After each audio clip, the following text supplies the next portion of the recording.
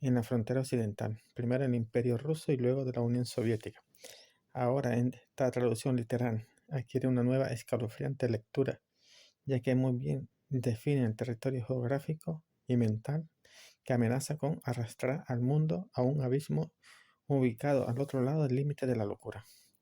Uno de los problemas de hoy es que no nos acostumbramos a oír y a emitir opiniones sobre temas que ignoramos casi por completo.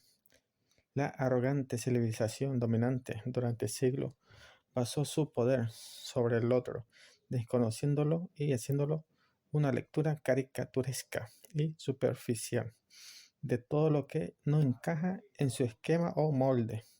Lo mismo sucede ahora con Ucrania, presentada hoy por los medios como un audaz, heroico luchador contra el malvado imperio ruso.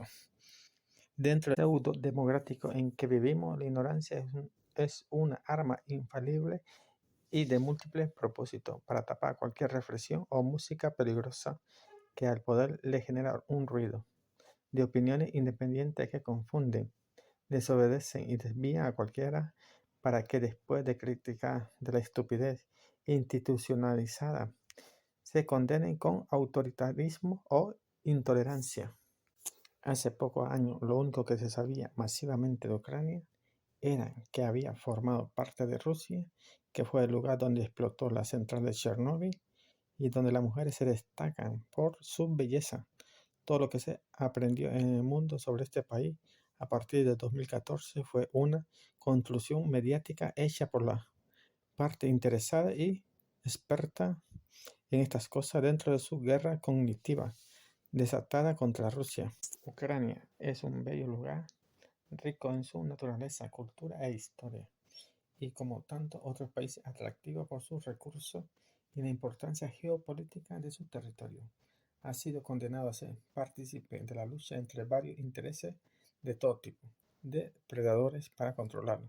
Cuando éramos niños, los adultos nos contaban que fuera testigos de cómo durante la ocupación nazi los alemanes sacaban vagones de la grasosa tierra negra ucraniana, que tuvo la mala suerte de ser la más fértil de Europa.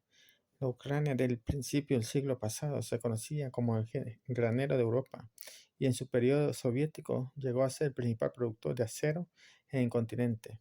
En esos tiempos los ucranianos se percibían como una parte natural de la cultura rusa que dominaba los inmensos territorios euroasiáticos.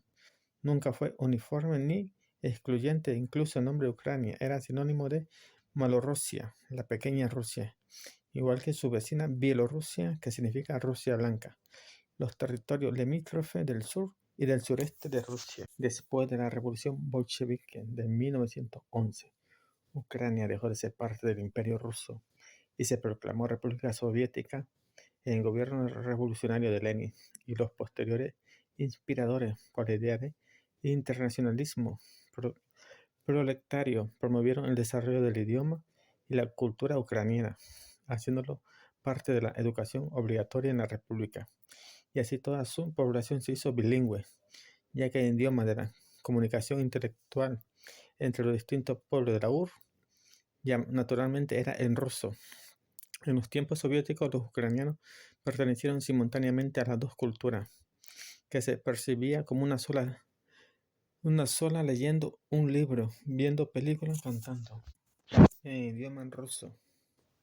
Los dos idiomas se sentían ninguna contradicción en el periodo soviético. El territorio de Ucrania se ampliaba con los vastos territorios del Donbass, Ucrania Occidental y Crimea. Y en la segunda mitad del siglo pasado, esta llegó a ser la república con los mejores indicadores de desarrollo en toda la URSS. Ucrania y Rusia eran parte del discurso de una insignificativamente minoría nacionalista, persiguiendo por el Estado, muy mal vista por la población. Es curioso que en los últimos años opinar bien de la Unión Soviética, los medios ucranianos estuvo penado por ley.